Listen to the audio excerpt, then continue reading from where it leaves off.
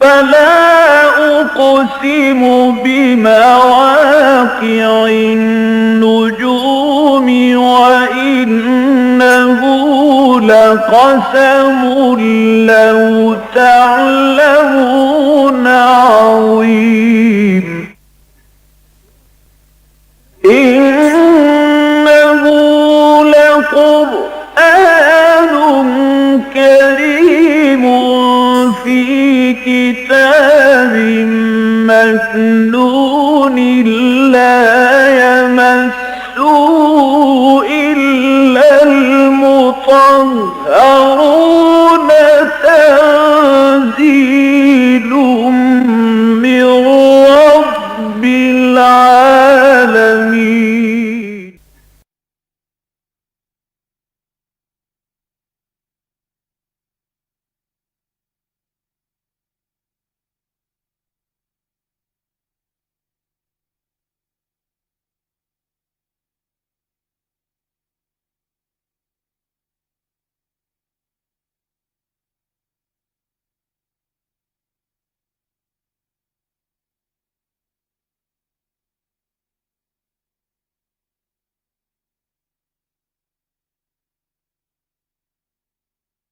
سورہ نساء کی 35ویں آیت تک مطالعہ کر چکے ہیں.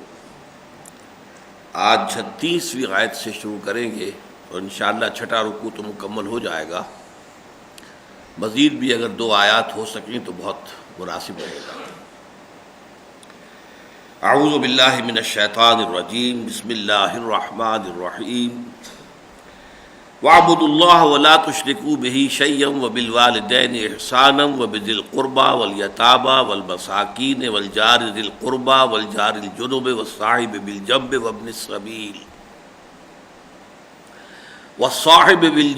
وَابْنِ السَّبِيلِ وَمَا مَلَكَتْ أَيْمَانُكُمْ إِنَّ اللَّهَ لَا يُحِبُّ مَنْ كَانَ مُخْتَالًا فَخُورًا الذين يبخلون ويأمرون الناس بالبخل ويكتمون ما آتاهم الله من فضله وأعتدنا للكافرين عذابا مهينا. صدق اللہ العظیم. پچھلے درس کے ضمن میں چند باتیں رہ گئی تھیں اہم، ان کا میں اعادہ کرنا چاہتا ہوں کہ یہ جو مرد کی قوامیت کا مسئلہ ہے ہمارے دین میں، میں نے تفصیل سے عرض کیا تھا کہ عورتوں کو بحیثیت مجموعی یہ کڑوی گولی نگلنے میں دقت محسوس ہوتی ہے. تو بہت سے اعتبارات سے تو اسلام کی روح سے مرد اور عورت مساوی ہیں. شرف انسانیت میں دونوں شریک ہیں، انسان ہونے کے ناطے دونوں کا ایک مقام اور مرتبہ ہے. لیگل سٹیٹس مرد کا بھی ہے، عورت کا بھی ہے. اخلاقی اعتبار سے اور نیکی کے اعتبار سے اور روحانی اعتبار سے دونوں کے لیے راستے کھلے ہیں. جتنی چاہیں ترقی کریں، اور جتنی بھی کوئی ترقی کرے گا نیک عمل میں، چاہے وہ مرد ہو چاہے عورت ہو، اس کو اس کا اجر و ثواب ملے گا. شادی کے معاملے میں بھی برابر کیا ہے. لڑکی کی مرضی کے بغیر اس کی شادی نہیں کی جا سکتی، اس کی رضامندی اس میں شامل ہونی ضروری ہے. تو بہت سے اعتبارات سے اس میں شک نہیں ہے کہ شریعت نے برابر کر دیا ہے. لیکن جو خاندان کا معاملہ ہے، انتظامی سطح پر، قانونی سطح پر، اس میں ظاہر بات ہے کہ مرد کی قوامیت ہے، مرد کی حکومت ہے. تو جن آیات کا ہم نے پچھلی مرتبہ مطالعہ کیا تھا، اس کے شان نزول کے ضمن میں 2-3 روایات آتی ہیں. ایک تو حضرت ام سلمہ سے ہے رضی اللہ تعالی عنہا، ام المومنین، بہت ذہین خاتون تھیں. انہوں نے ایک مرتبہ کہا حضور کے سامنے، کاش حضور ہم بھی مرد ہوتے تو ہمارے بھی مراتب ہوتے، ہم بھی جہاد کرتے، قتال فی سبیل اللہ میں جاتے، ہمیں بھی اونچے مراتب جو ہیں وہ حاصل ہو جاتے. اور ایک اور خاتون نے حضور سے آ کر کہا کہ حضور یہ جو ہمارا میراث کا معاملہ نصف ہے، بیٹے کے مقابلے میں بیٹی کا نصف ہے، ہماری جو گواہی ہے وہ نصف ہے، تو کیا ہمارے جو نیک اعمال ہیں، جو ہماری عبادات ہیں، ان کا اجر و ثواب بھی نصف ہوگا؟ تو حضور نے اس دوسرے سوال کا جواب بالکل نیگیٹو میں دیا کہ نہیں، اجر و ثواب جو ہے اعمال کا، اعمال صالحہ کا، وہ بالکل برابر ہے، مرد کے لیے عورت کے لیے. اور مقامات بلند کھلے ہوئے ہیں، جہاں تک چاہیں. صدیق اگر مرد ہو سکتا ہے، صدیقہ خاتون ہو سکتی ہے، اس میں کوئی شک و شبہ کی گنجائش نہیں. البتہ جہاں تک خاندان کے نظام کا تعلق ہے اس کے لیے لازم ہے کہ مرد کی قوامیت، اس کی حاکمیت کو تسلیم کیا جائے۔ اس میں جیسا کہ میں نے بعض احادیث تو سنائی تھی، لیکن ایک حدیث رہ گئی کہ حضور نے یہاں تک فرمایا ہے کہ اگر کسی انسان کا کسی دوسرے انسان کو سجدہ کرنا جائز ہوتا تو میں بیوی کو حکم دیتا کہ وہ شوہر کو سجدہ کرے۔ اس درجے اس کی قوامیت کو ذہناً قلباً تسلیم کرنا ضرورت ہے ایک مسلمان خاتون کے لیے، اور وہ اس لیے پھر اس کو تسلیم کرتی کہ اللہ نے اس کا وہ مقام بنایا ہے۔ تو جب اللہ تعالیٰ کے ساتھ ہمارا تعلق صحیح ہوگا، درست ہوگا، اور ہم وفادار ہوں گے اللہ کے احکام کے ساتھ، تو یقیناً پھر یہ جو کڑوی گولی ہے یہ بھی ایک مسلمان خاتون جو ہے بڑی آسانی کے ساتھ اس کو ہضم کر لے گی۔ بہرحال اب ہم چل رہے ہیں آگے۔ یہ جیسا کہ آپ کو معلوم ہے کہ سورہ نساء جو ہے معاشرتی معاملات میں بڑی اہمیت کی حامل صورت ہے، اور اس میں ابھی تک بہت بڑا حصہ جو ہے خواتین سے متعلق، یتیموں سے متعلق آیا، جو کمزور طبقات معاشرے کے تھے ان کے حقوق کا تحفظ، ان کا لحاظ کیا جانا، اس کے حوالے سے بہت سی تعلیمات آ گئی ہیں۔ لیکن اس وقت فلسفے کی بات آ رہی ہے کہ اصل میں اسلامی معاشرے کے اندر جو معاملات ہوتے ہیں ان کی بنیاد کیا ہے۔ اس کی بنیاد ایک لفظ ہے، وہ ہے ادائے حقوق۔ ہمارے ہاں آج کی دنیا میں کیا ہے؟ طلب حقوق ہے، ہمارے حق ہمیں ادا کرو۔ ادائے حقوق پر ایمفیسس نہیں ہے۔ قرآن مجید اس کے برعکس ادائے حقوق پر ایمفیسائز کرتا ہے۔ تمہارے اوپر کسی کا حق ہے، ادا کر دو۔ اگر کوئی تمہارا حق ادا نہیں کر رہا ہے تو چلو، اگر مجبوری ہے، ہو سکتا ہے آخرت میں کمپنسیشن تمہیں مل جائے، اس کی کوئی نیکی جو ہے تمہارے حساب میں درج ہو جائے، یا تمہاری کوئی خطائیں اور گناہ جو ہیں وہ اس کے پردے میں ڈال دیے جائیں، وہ تو کمپنسیشن ہو جائے گی۔ لیکن اگر تم نے کسی کا حق ادا نہیں کیا تو تم مارے جاؤ گے، پھر یا تو تمہاری نیکیاں اس کو دی جائیں گی، اور یا اس کی برے اعمال تمہارے حساب میں درج ہوں گے۔ ادائے حقوق میں اب سب سے پہلے ظاہر بات ہے کہ حق آتا ہے اللہ تعالیٰ کا۔ وہ کریٹر ہے، خالق ہے، مالک ہے، رب ہے۔ He is the creator, the sustainer, the provider۔ ہر اعتبار سے جو حق ہے، تمام حقوق میں اولین حق اللہ کا، اور اللہ کے حقوق میں اولین حق اس کے ساتھ شرک نہ کیا جائے۔ خاص طور پر ایک تو شرک ہے کہ جو عقیدے کا شرک ہوتا ہے، اللہ کا بیٹا بیٹی مان لینا، یا کسی انسان کی شکل میں اللہ کا ظاہر ہو جانا، حلول جسے کہتے ہیں، اوتار کا عقیدہ ہے۔ اس پر میرے 6 گھنٹے کے لیکچرز موجود ہیں کہ شرک کی کون کون سی قسمیں دنیا میں پائی گئی ہیں اور کس کس دلیل سے قرآن مجید انہیں رد کرتا ہے۔ یہاں فرمایا وَاعْبُدُوا اللَّهَ وَلَا تُشْرِكُوا بِهِ شَيْئًا۔ اب یہ ایک مثبت ایک منفی بات ہے کہی گئی ہے، انداز میں بات ایک ہی ہے۔ وَاعْبُدُوا اللَّهَ، بندگی کرو اللہ کی، اللہ کی اطاعت، اللہ کی بندگی۔ اب عبادت کے اوپر مفصل گفتگو کا یہ موقع نہیں ہے، ورنہ یہ کہ یہ خود اپنی جگہ پر ایک مکمل موضوع ہے کہ غلطی سے ہمارے ہاں صرف نماز، روزہ، حج، زکوٰۃ کو عبادات سمجھ لیا گیا ہے، حالانکہ یہ بنا ہے لفظ عبد سے۔ عبد کہتے ہیں غلام کو، مملوک، غلام، سلیو۔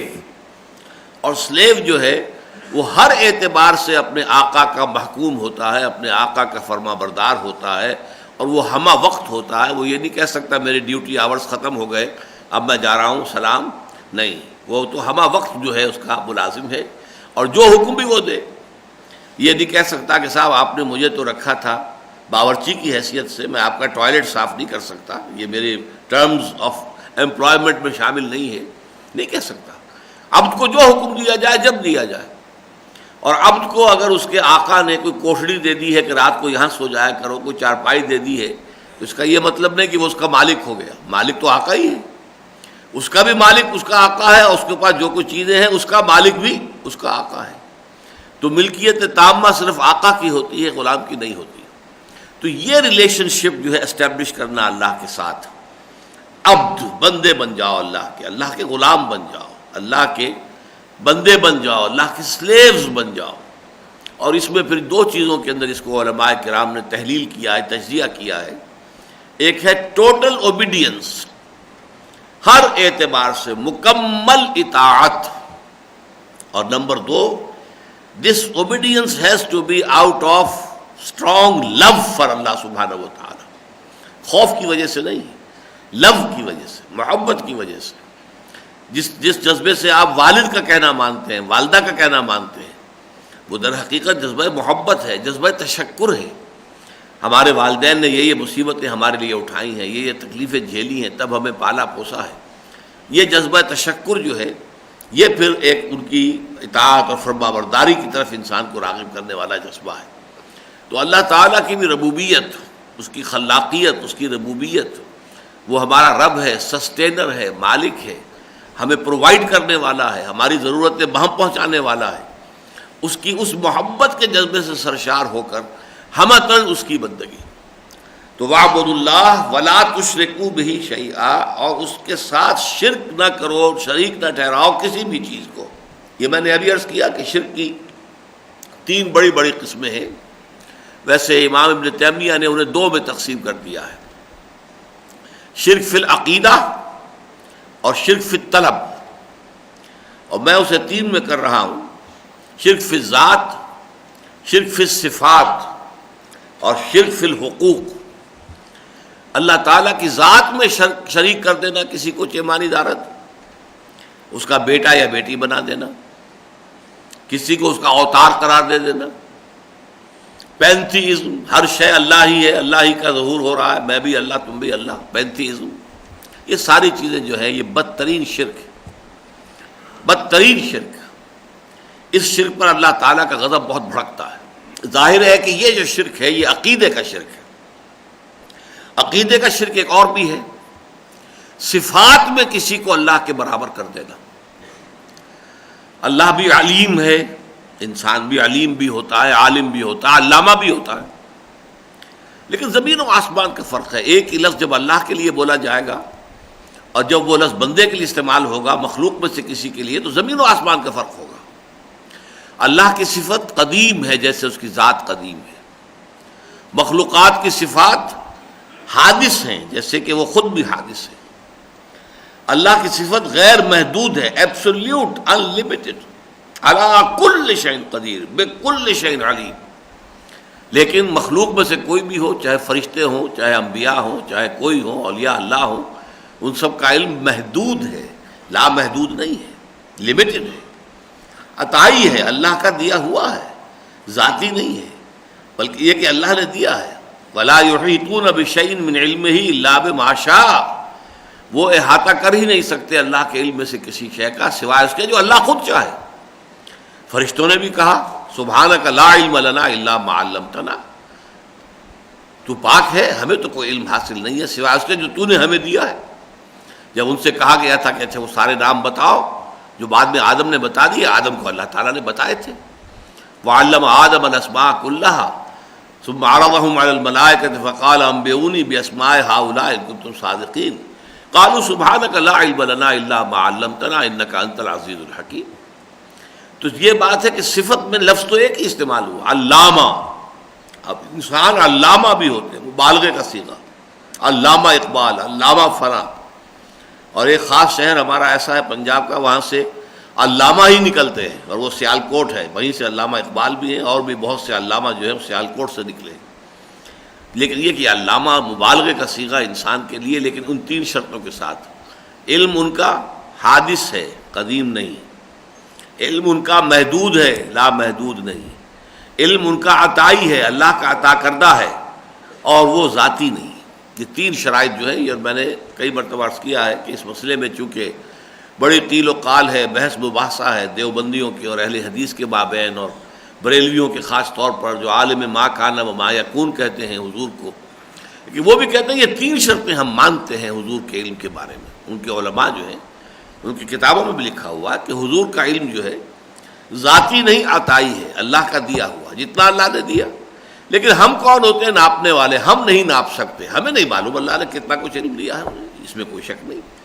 عالم ما کان و ما یکون اس معنی بھی تو ہے کہ پچھلی خبریں بھی اللہ نے انہیں دی ہیں، آئندہ آنے والے حالات کی خبریں بھی دی ہیں، جن کی بنا پر کہ حضور نے پیشن گوئیاں کی ہیں۔ لیکن یہ کل علم نہیں ہے، یہ علم جو ہے در حقیقت محدود ہے، اور یہ عطائی ہے، اللہ کا دیا ہوا جتنا اللہ نے دے دیا ہے۔ تو یہ میں نے ایک مثال آپ کو دی ہے صفت علم کے حوالے سے، اسی پر آپ قیاس کرتے چلے جائیے۔ ہر صفت، ہمارا وجود ذاتی نہیں عطائی ہے. اللہ کا وجود ذاتی ہے، ہمارا وجود حادث ہے. اللہ کا وجود قدیم ہے، ہمارا وجود محدود ہے. اللہ کا وجود لا محدود ہے. یہ تین چیزیں جو ہیں ہر صفت میں شامل کریں گے تب تو آپ شرک فی الصفات سے بچ سکیں گے. اور چونکہ یہ چیزیں مستحضر نہیں رہتی اور لفظی اشتراک کی وجہ سے ہم کچھ دھوکہ کھا جاتے ہیں، اس لیے بعض لوگ جو ہے مغالطے کی وجہ سے اس فریب میں آ جاتے ہیں. تیسرا جو ہے اور وہ اہم ترین ہے وہ عملی ہے. فی الطلب، اللہ ہی ہمارا مطلوب و مقصود و محبوب ہو جائے.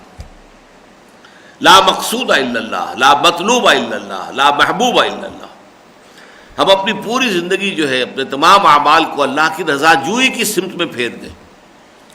کھانا ہے تو اس لیے کہ اللہ نے اس کا ہمیں حکم دیا ہے کہ ان لنفسک علیک حق، تمہارے نفس کا بھی تم پر حق ہے، اسے دو، کچھ کھانے کو دو، اس کا حق ہے. ہاں حرام سے مت دینا، وہ ناحق ہو جائے گا، وہ شرک ہو جائے گا. اللہ تعالیٰ نے جس چیز کو حرام مقرر کیا وہ اگر پیٹ میں ڈالو گے تو تم نے شرک کیا اللہ کے ساتھ، کہ اللہ کے حکم کے بجائے اپنا حکم چلا دیا. اسی طریقے سے جو بھی اولاد کے حقوق ہیں ادا کرو، وہ ان کے حقوق ہیں، لیکن یہ کہ حرام سے نہیں، حلال ذرائع سے، حلال طریقے سے، جائز ذرائع سے، تو پھر ٹھیک ہے. تو یہ سارے ادائے حقوق ہیں. ان حقوق کے اندر جو ہے جیسا کہ میں نے عرض کیا، سب سے پہلا سب سے بڑا حق یہ ہے کہ اللہ کی بندگی کی جائے. اللہ تعبدوا الا ایاہ. تمام نبیوں کی دعوت کا مرکزی نقطہ، بنیادی اور اساسی نقطہ یہی رہا کہ ہم نے بھیجا حضرت نوح کو قوم کی طرف، حضرت ہود کو ان کی قوم کی طرف، حضرت صالح کو ان کی قوم کی طرف.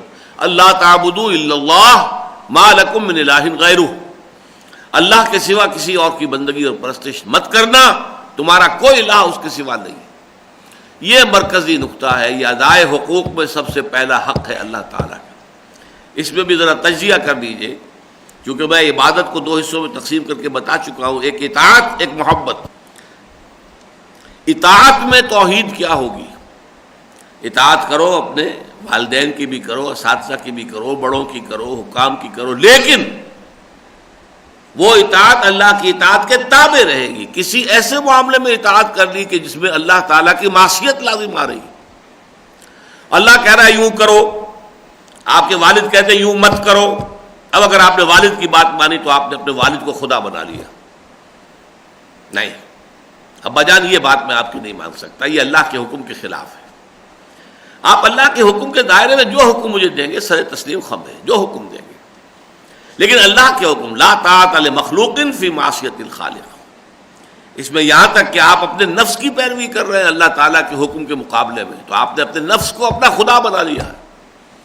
افرأیت من اتخذ الہہ ہواہ، کیا تم نے غور کیا اس شخص کی حالت پر جس نے اپنی خواہش نفس کو اپنا معبود بنا لیا، الہ بنا لیا ہے.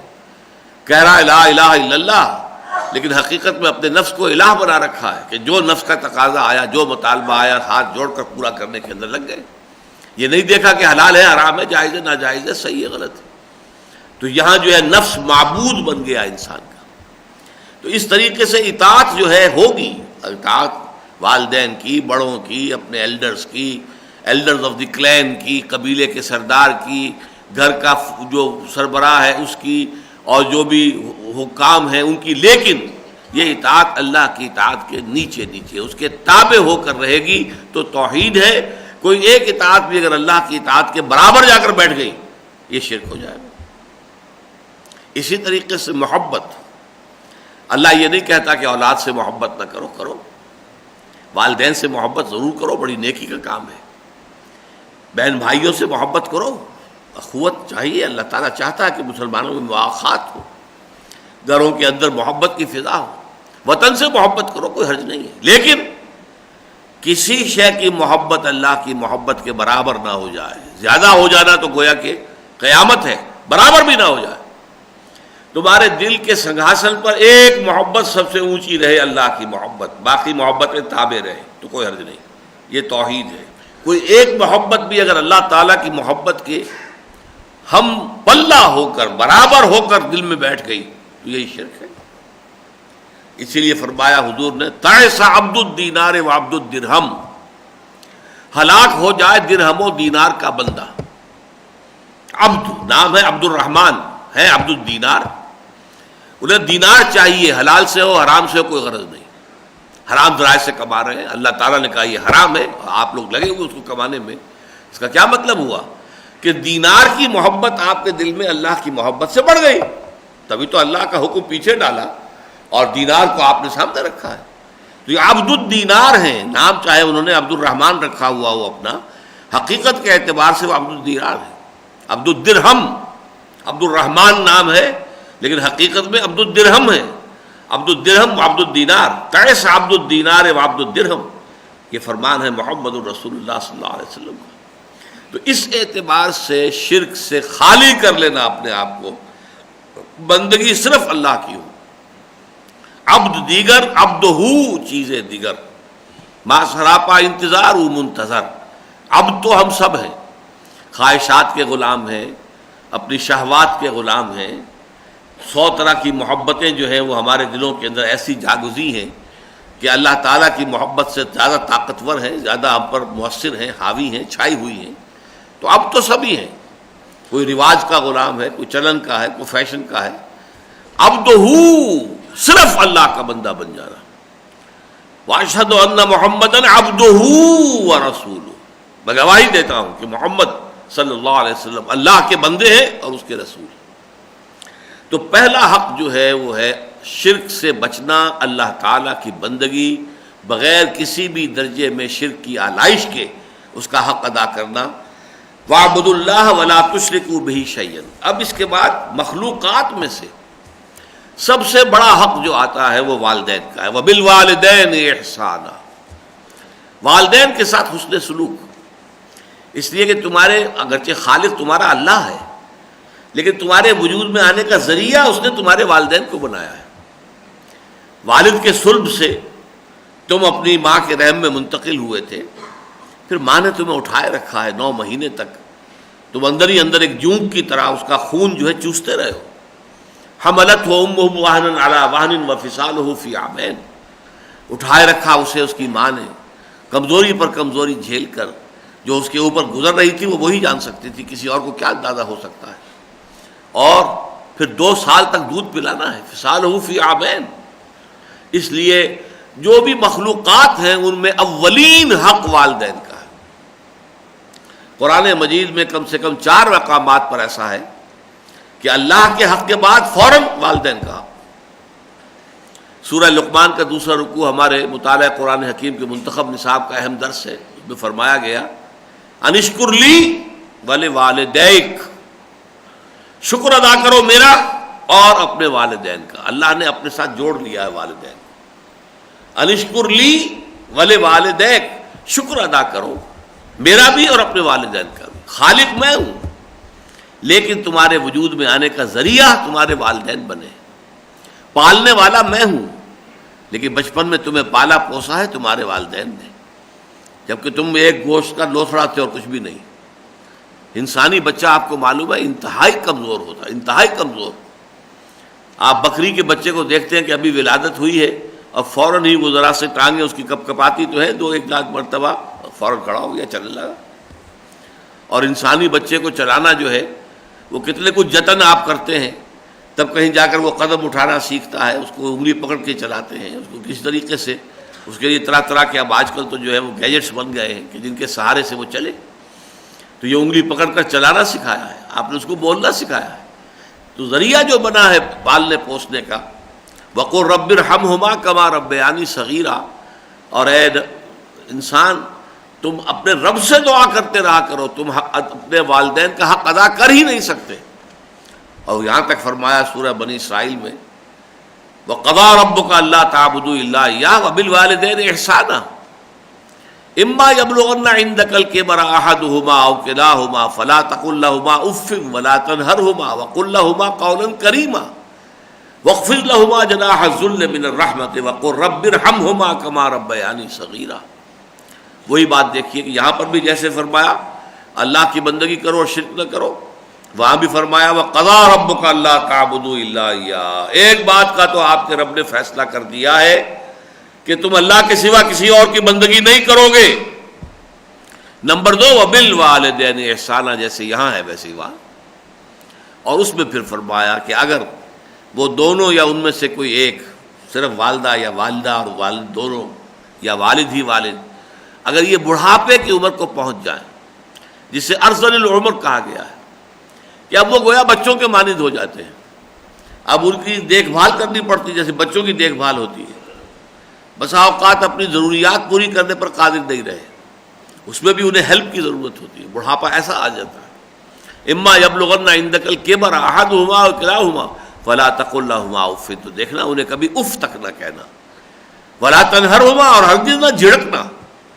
بڑھاپے میں آ کر ایسا بھی ہو جاتا ہے کہ کچھ ضد سی پیدا ہو جاتی ہے، جیسے بچوں کی خواہشات ہوتی ہیں، ایسے ہی بعض اوقات والدہ یا والد جو ہے وہ کسی چیز پر اڑ جاتی ہیں، یہ کام تو ضرور ہوگا، یہ کام تو میں نے ضروری کرنا ہے، یہ کام تو لازم ہے، اور وہاں پھر مجبوراً جو ہے ان کی بات کو رد کرنا پڑتا ہے، کیا کریں، اس لیے کہ ان کا دماغی توازن جو ہے اس طریقے سے صحیح کام نہیں کر رہا ہے۔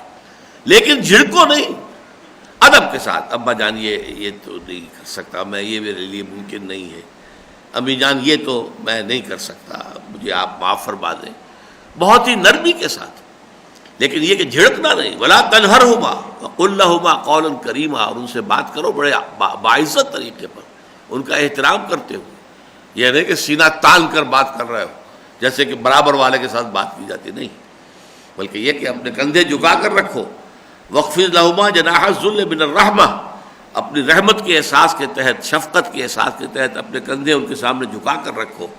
اور یہ سب کچھ کرنے کے بعد بھی تم یہ سوچو کہ تم اپنے والدین کے احسان کا بدلہ نہیں چکا سکتے، اس کی ایک ہی شکل ہے، وَقُلْ رَبِّ ارْحَمْهُمَا كَمَا رَبَّيَانِي صَغِيرًا، پروردگار میرے ان دونوں والدین پر رحم فرما جیسا کہ انہوں نے مجھے پالا پوسا جبکہ میں چھوٹا سا تھا۔ یہ ہے والدین کا معاملہ، اور اس کو سمجھ لیجئے، در حقیقت انسٹیٹیوشن آف فیملی جو ہے اس کے اسٹرینتھننگ کے اعتبار سے یہ بھی بہت اہم نقطہ ہے۔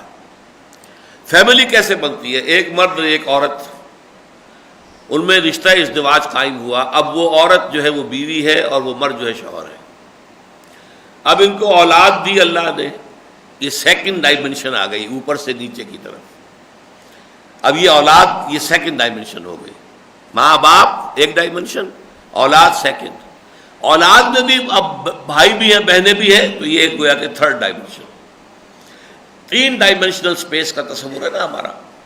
یہ ہال لمبائی میں ہے، چوڑائی میں ہے، اونچائی میں ہے، گڑھا ہوتا تو لمبا ہوتا، چوڑا ہوتا گہرا ہوتا، یہ اوپر ہے اونچائی ہے۔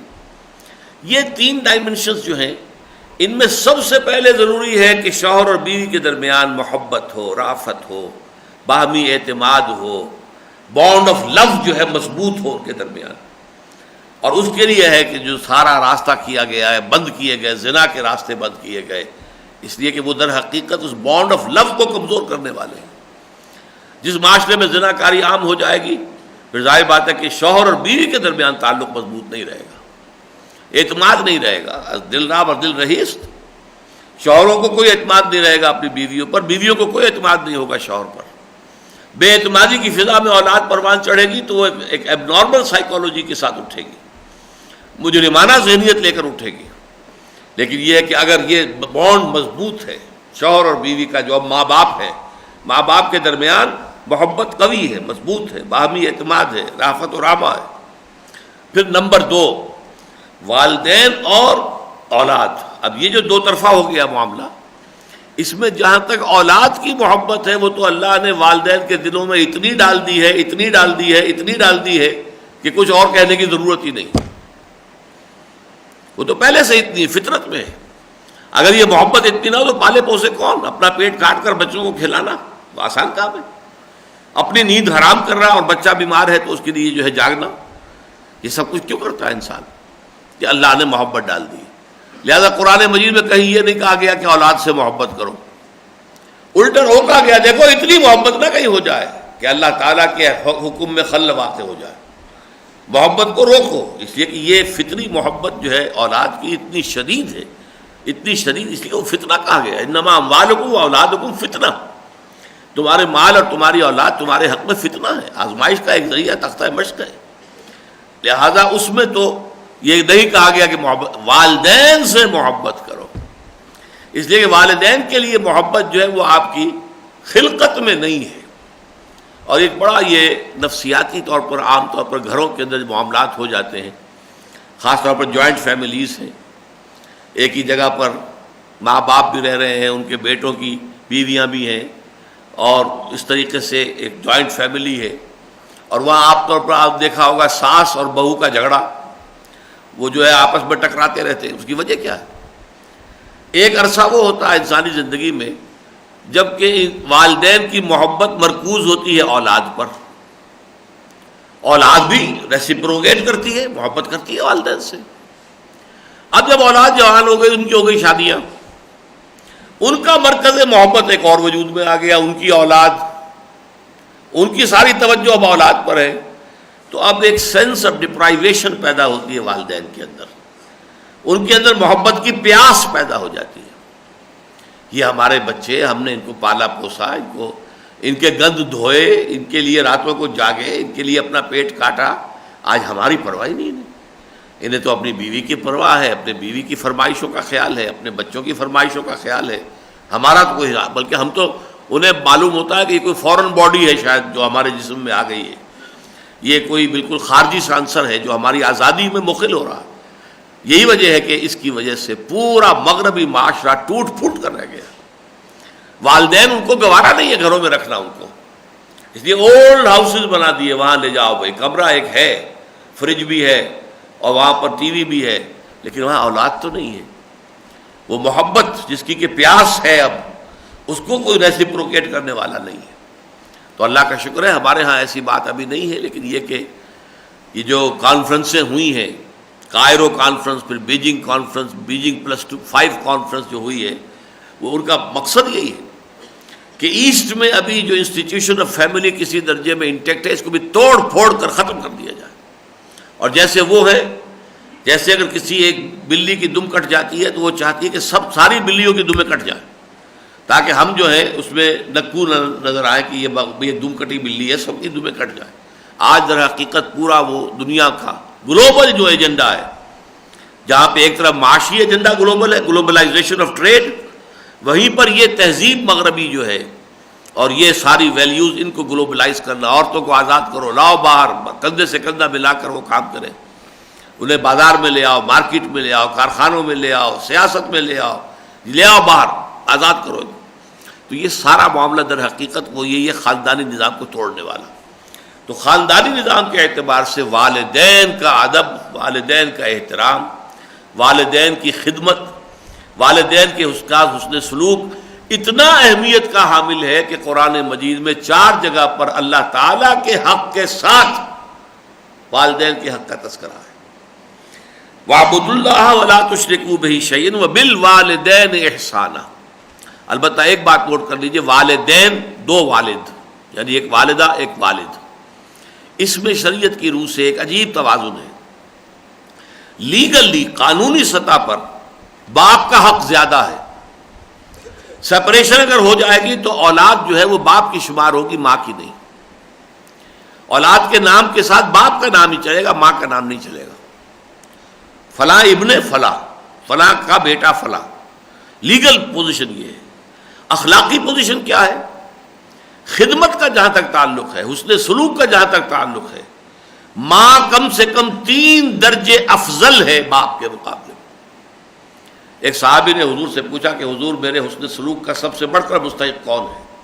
آپ نے فرمایا تمہاری والدہ۔ انہوں نے پھر پوچھا پھر ان کے بعد کون؟ پھر فرمایا تمہاری والدہ۔ تیسری مرتبہ پوچھا پھر کون؟ پھر فرمایا تمہاری والدہ۔ چوتھی مرتبہ پوچھنے پر فرمایا تمہارے والد۔ تو 3 درجے کم سے کم والدہ کا حق فائق ہے خدمت میں۔ اسی لیے کہا گیا ہے کہ الجنت تحت اقدام الامہات، جنت ماؤں کے قدموں میں ہے، جنت ماؤں کے قدموں میں ہے، باپوں کے قدموں میں نہیں کہا گیا۔ باپ ٹھیک ہے، حاکم ہے، گھر کا فرما روا ہے، الرجال قوامون علی النساء اپنی جگہ پر ہے، نظام پورا اسی کے بل پر چلے گا، حکومت اسی کی ہے، لیکن ماں کا حق جو ہے، حملت ہو امہ وہنا علی وہن، جہاں تک وہ کریشن کا معاملہ ہے، مرد کا کیا حصہ ہے اس میں؟ ٹھیک ہے، مرد کما کر لاتا رہا ہے، تبھی تو وہ ماں جو ہے ایام حمل میں بھی اگر اس کو روزی ملی ہے تو باپ کو شوہر کے اپنی کمائی کے ذریعے سے ملی ہے، وہ دوسری بات ہے.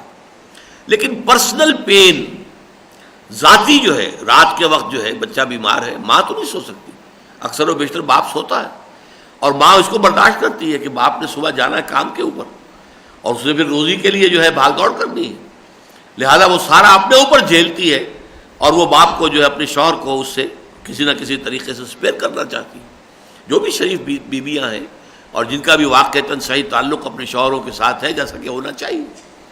تو بہرحال یہاں مجھے عرض کرنا تھا کہ یہ بالوالدین احسانہ پر جو اتنا زور قرآن مجید میں ہے اور اس طرح جوڑا ہے، انشکر لی ولوالدیک، شکر کرو میرا اور اپنے والدین کا. اس کی وجہ یہ ہے کہ خاندان کے نظام میں، خاندان کے استحکام میں اولین شوہر اور بیوی کے درمیان تعلق مضبوط، the bond of love and mutual confidence, یہ بہت مضبوط ہونا چاہیے. پھر اولاد اور والدین کے درمیان، پھر بہن بھائیوں میں ایک اخوت، بھائی چارہ، رحمی رشتہ، والارحام، رحمی رشتوں کا لحاظ رکھو. ماں کے رحم ہی پر بہن بھائی جو ہیں وہ جڑ کر ایک ہو جاتے ہیں. اسی رحم میں بہن نے پرورش پائی ہے، اسی رحم میں بھائی نے پرورش پائی ہے، وہ گویا کہ ایک ہے، اولو الارحام ہو گئے.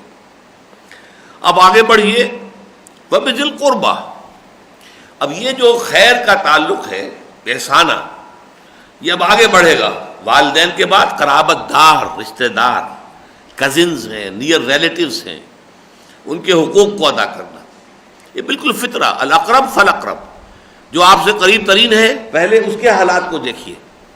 اکثر و بیشتر کیا ہوتا ہے، جو زیادہ قریبی رشتے ہوتے ہیں ان میں آپس میں کچھ شکایتیں ہوتی ہیں، انہوں نے فلاں وقت میں میرے ساتھ یہ کیا تھا لہذا میں ان کی تو مدد نہیں کروں گا. بھابھی ہے بیچاری، بیوہ بیٹھی ہوئی ہے اور ٹکڑوں کو محتاج ہے، اس بھابھی کی خدمت نہیں کریں گے، دور دراز جا کر اپنی جو ہے وہ جو خیرات تقسیم کریں گے کہیں جا کر، یہ نہیں. اس کا مطلب یہ کہ آپ کا اپنا لفظ اس میں داخل ہو گیا ہے. قرآن کہتا ہے قرابت دار پہلے، رشتہ دار پہلے. اللہ نے بنایا ہے نا، یہ آپ کا چوائس تو نہیں ہے. اللہ نے آپ کو ان کا رشتہ دار، ان کو آپ کا رشتہ دار بنایا ہے، اٹس گاڈ گیون. لہذا قرابت داری کا معاملہ ہونا چاہیے. ہمیشہ جب بھی آپ دیکھیں گے قرآن مجید میں یہ نیچرل ترتیب آپ کو ملے گی. وَآتَ الْمَالَ عَلَىٰ حُبِّهِ ذَوِي الْقُرْبَىٰ وَالْيَتَامَىٰ وَالْمَسَاكِينِ، سب سے پہلے ذوی القربہ. آیت البر جو ہے سورہ بقرہ کی 177، لَيْسَ الْبِرَّ أَن تُوَلُّوا وُجُوهَكُمْ قِبَلَ الْمَشْرِقِ وَالْمَغْرِبِ وَلَٰكِنَّ الْبِرَّ مَنْ آمَنَ بِاللَّهِ وَالْيَوْمِ الْآخِرِ وَالْمَلَائِكَةِ وَالْكِتَابِ وَالنَّبِيِّينَ وَآتَ الْمَالَ عَلَىٰ حُبِّهِ ذَوِي الْقُرْبَىٰ وَالْيَتَامَىٰ وَالْمَسَاكِينَ وَابْنَ السَّبِيلِ وَالسَّائِلِينَ وَفِي الرِّقَابِ. یہ 7 وہاں پر مدیں بیان ہوئی، لیکن پہلے ہے قرابت دار، رشتہ دار. رشتہ دار جو ہے چاہے اس نے کوئی زیادتی بھی کی تھی، چلو کوئی بات نہیں، آپ حسن سلوک کریں گے، آپ اپنے کام کا اجر اور ثواب آپ کو مل جائے گا، اپنی نیکی کا بدلہ آپ کو اللہ تعالیٰ کے ہاں مل جائے گا. ہو سکتا ہے ان میں بھی خجالت پیدا ہو جائے، شرمندگی پیدا ہو جائے کہ ہم نے تو ان کے ساتھ اس طرح کا معاملہ کیا تھا، انہوں نے معاملہ جو ہے بالکل دوسرا برعکس ہمارے ساتھ رکھا ہے. اور اس سے یہ ہے کہ وہ جو رحمی رشتے ٹوٹے ہوئے تھے وہ جڑ جائیں، ان کے اندر پھر موافقت پیدا ہو جائے، پھر محبت پیدا ہو جائے، پھر تالیف قلب پیدا ہو جائے. تو وَاعْبُدُوا اللَّهَ وَلَا تُشْرِكُوا بِهِ شَيْئًا وَبِالْوَالِدَيْنِ إِحْسَانًا وَبِذِي الْقُرْبَىٰ وَالْيَتَامَىٰ. اور یتیموں کا معاملہ واضح ہے، اور اس سورہ مبارکہ میں شروع سے اس قدر زور دے کر بات کی گئی ہے کیونکہ اس معاشرے میں یتیم جو ہے عام طور پر چونکہ سارا بڑا بیٹا یا بڑے بیٹے جو ہے ساری وراثت ہڑپ کر جاتے تھے، کسی کو کچھ ملتا ہی نہیں تھا، تو اس کے تمام حقوق قانون سارا بنا دیا گیا. چھوٹا بچہ بھی اسی دن پیدا ہوا ہو جس دن کے باپ کا انتقال ہوا، وہ بھی وارث ہے، برابر کا وارث ہے، وراثت میں سے اس کو حصہ ملے گا.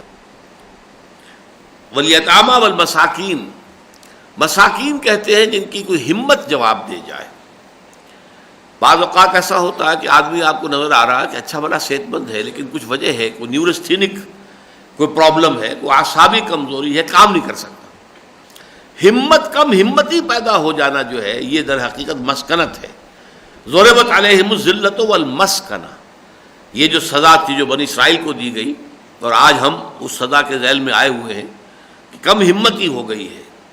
وہ ڈٹ کر کھڑے ہو جانے کی صلاحیت ہمارے کسی ملک کے اندر، قوم کے اندر نہیں رہی. سب کے سب ایک دھمکی آئی بش کی، اور ایک atomic power Pakistan the biggest Muslim power in the world, the biggest. آپ کو معلوم ہے تعداد کے اعتبار سے شاید بنگلہ دیش میں کچھ چند لاکھ لوگ ہم سے زیادہ ہوں یا شاید انڈونیشیا میں زیادہ ہوں، لیکن یہ ہے کہ جو جس طرح کی سالڈ آبادی مسلمانوں کی پاکستان میں ہے کہ اگر 14 کروڑ ہے تو کم سے کم 13.5 کروڑ جو ہے وہ مسلمان ہیں. لیکن ہمارا حال کیا ہے؟ اور پھر ایٹمک بم ہمارے پاس ہے، ہمت نہیں. آسان جواب دے چکے. یہ مسکنت ہے، ایک ہے ذلت واقعتاً کمزوری ہو جائے، اور ایک ہے مسکنت کمزوری نہیں ہے لیکن ہمت نہیں ہے. تو جن لوگوں میں ہمت نہیں رہتی کہ وہ اپنے پاؤں پر کھڑے ہو سکے، اپنی ضروریات پوری کر سکے، ان کا بھی حق ہے، ان کو بھی دو. اب اس کے بعد آ رہا ہے پڑوس کا معاملہ. معاشرت کے اندر پڑوس کی بڑی اہمیت ہے. آج کل کا ہمارا بڑے شہروں کا معاشرہ جو ہے اس اعتبار سے بہت دور جا چکا ہے. ایک دیوار بیچ کے لوگوں کو سال ہر سال تک پتہ نہیں ہوتا کہ اس دیوار کے ادھر کون رہتا ہے، ادھر کون رہتا ہے. کوئی کمیونیکیشن نہیں قطعاً شہروں کے اندر. ایبسولیوٹ آئسولیشن، ہر ایک جو ہے اپنی آئسولیشن کے اندر رہ رہا ہے. لیکن یہ کہ اسلامی معاشرے کی یہ شان نہیں ہے، اور زیادہ بڑے شہر بنانا جو ہے حضور نے اس سے منع کیا ہے. 5 لاکھ کی آبادی سے زیادہ شہر نہیں ہونا چاہیے. پھر کوئی اور شہر آباد کرو، پھر کوئی اور شہر آباد کرو. بہرحال اب ہمارے ہاں تو کراچی جو ہے وہ 1 کروڑ سے زیادہ کا شہر ہے، کیا کیا جائے. لیکن یہ ہے کہ بہرحال جو بھی پڑوس کا تصور دیا گیا ہے دین میں وہ بہت سخت ہے. اگر پڑوسی جو ہے بھوکا ہے اور آپ کھانا کھا کے سو گئے ہیں تو آپ کے ایمان کی نفی ہے. اب یہاں یہ ہے کہ عام طور پر تو چونکہ جس طرح کا ماڈل ٹاؤن ہے جہاں ہم رہتے ہیں، یہاں اس قسم کے لوگ آباد ہیں جن میں سے کسی کے بارے میں یہ سوچا بھی نہیں جا سکتا کہ وہ بغیر کھائے سو رہا ہوگا. اچھے بھلے مرفہ لوگ ہیں ہاں، لیکن اگر اس طرح کی آبادیاں ہوں، کچی آبادیاں ساتھ موجود ہوں، قریب ہوں، جھونپڑیاں ہوں، تو اس کا امکان ہے. تو یہ پڑوس کا حق جو ہے، اور اس پڑوسی کی یہاں پر دیکھیے تقسیم کی گئی ہے بہت خوبصورت. والجار ذی القربہ، پڑوسی میں نمبر 1 پڑوسی وہ آئے گا جو قرابت دار بھی ہے.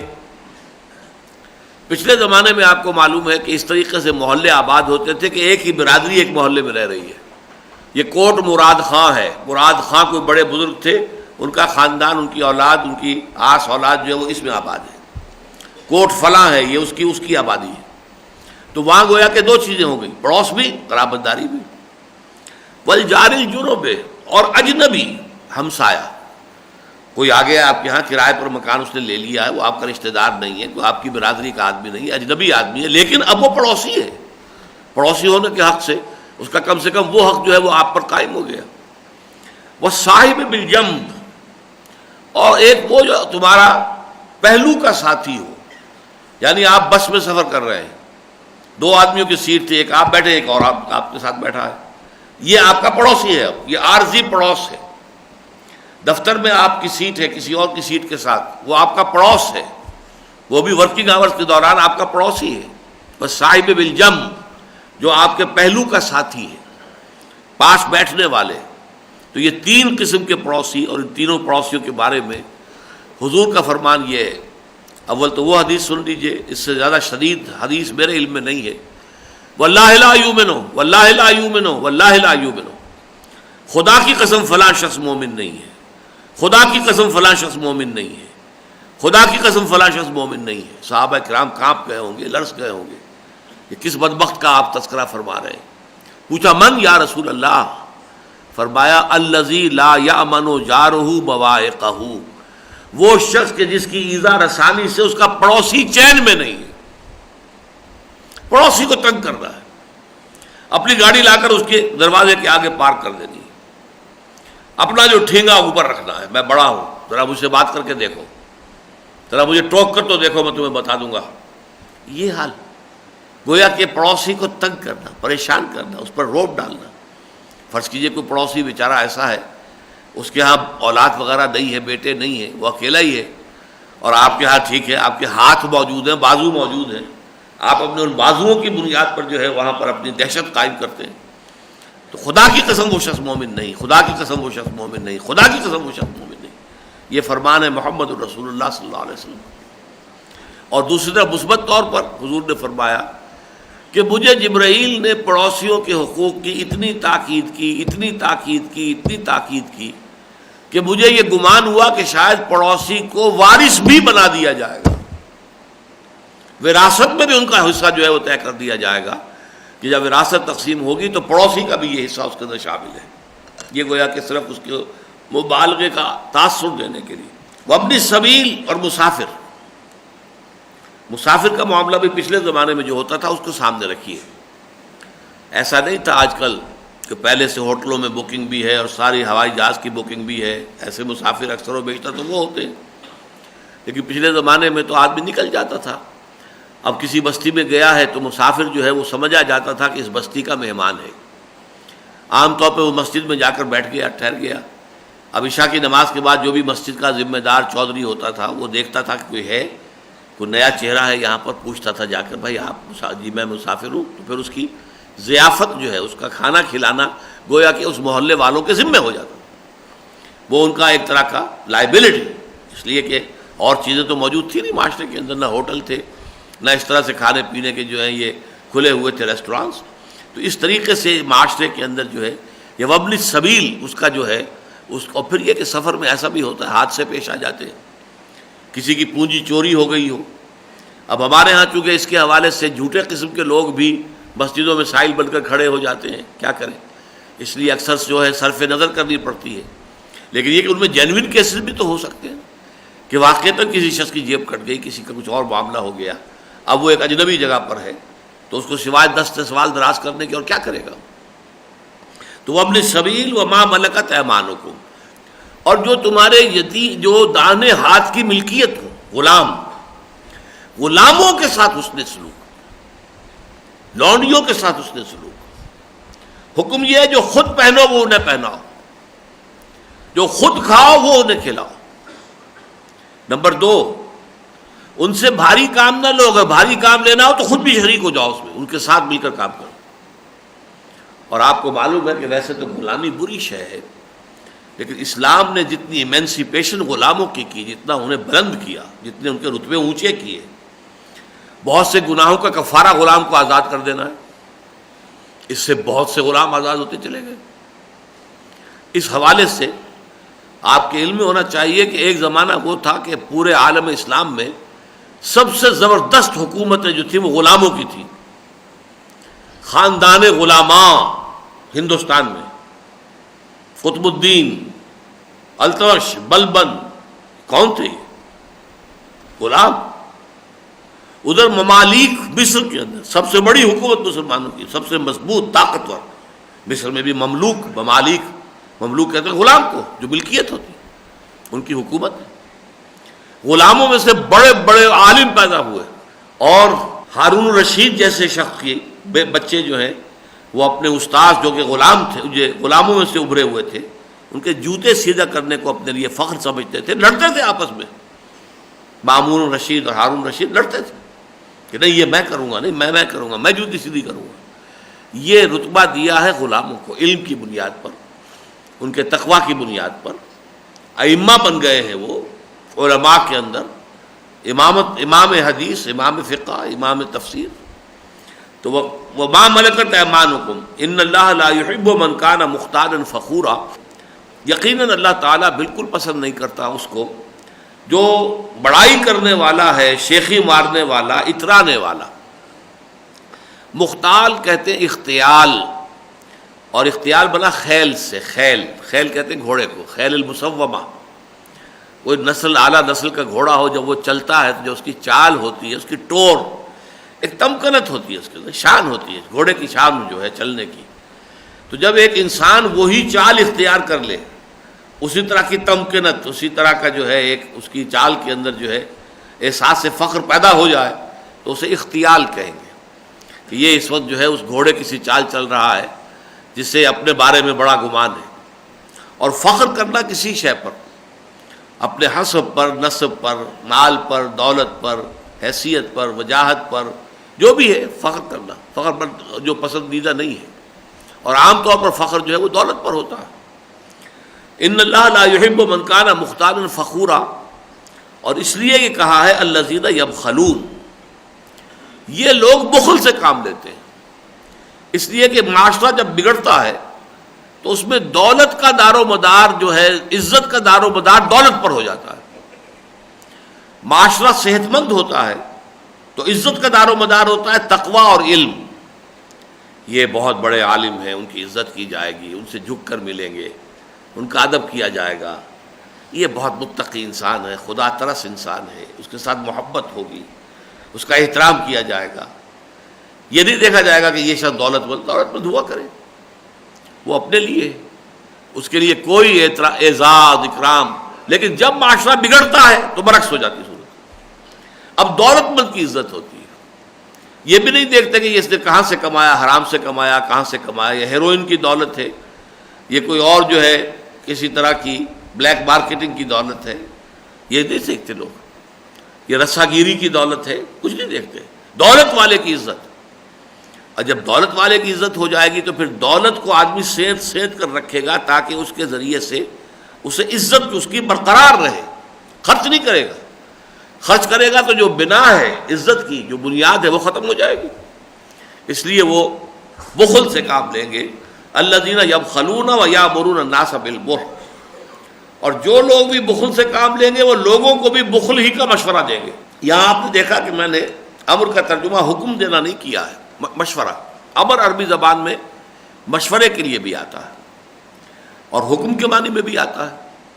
جب آپ ایک پوزیشن آف اسٹرینتھ سے کوئی مشورہ دے رہے ہوتے ہیں تو اس میں حکم کا پہلو خود بخود پیدا ہو جاتا ہے، اور جب اس طرح کی بات نہیں ہوتی جو آپ کو مشورہ دیتے تو پھر اس طرح مشورہ ہوتا ہے۔ اور یہ کیوں ہے اس میں ربط؟ ظاہر بات ہے کہ ایک شخص خود جو ہے بخیل ہے، کسی نیک کام میں خرچ کرنے کو تیار نہیں ہے، تو وہی بات بلی کی دم کٹی ہوئی ہے، وہ چاہے گا سب کی دمیں کٹ جائیں۔ دوسروں کو بھی روکے گا، میاں ذرا ہوش کے ناخن لیا کرو، تم جذبات میں آ جاتے ہو، ذرا سی اپیل کی محمد نے صلی اللہ علیہ وسلم، تم نے اپنا سب کچھ لا کر ڈال دیا، تمہیں اپنی آس اولاد کا بھی کوئی خیال ہے کہ نہیں؟ تمہیں کوئی دائیں بائیں کا آگے پیچھے کا بھی حساب ہے کہ نہیں؟ ذرا سوچ سمجھ کے رہو، اپنے معاملات کو، مستقبل کا بھی لحاظ کیا کرو۔ یہ جو انداز ہوتا ہے اس کو یہاں بیان کیا گیا۔ ان اللہ لا يحب من كان مختالا فخورا الذين يبخلون ويأمرون الناس بالبخل ويكتمون ما آتاهم الله من فضله، اور وہ چھپاتے ہیں اس چیز کو کہ جو اللہ تعالیٰ نے انہیں اپنے فضل میں سے عطا کی ہے۔ میں نے دیکھا اس میں سے بعض مفسرین نے لکھا ہے کہ یہ خاص واقعے کے پس منظر میں یہ آیت نازل ہوئی ہے کہ جو اہل کتاب کی کتابوں میں، تورات میں، انجیل میں حضور کی جو پیشن گوئیاں تھیں ان کو چھپاتے تھے۔ میرے نزدیک یہ بات صحیح نہیں ہے۔ فضل یہاں پر جو ہے دولت کے لیے، یکتمون ما آتاہم اللہ من فضل، اللہ تعالیٰ نے جو فضل عطا کر رکھا ہے انہیں اسے چھپاتے ہیں۔ یعنی اگر کوئی بخیل شخص اگر خرچ کرتا ہوا نظر آئے گا تو کوئی نہ کوئی اس سے سوال بھی کر لے گا، بھائی کچھ میری بھی ضرورت ہے۔ اچھا پہنے ہوا ہے تو آدمی سمجھے گا کہ یہ شخص آسودہ حال ہے، اچھے کپڑے پہنے ہوئے ہیں، تو اس کے سامنے کوئی سائل آ کر ہاتھ جو ہے پھیلا دے گا۔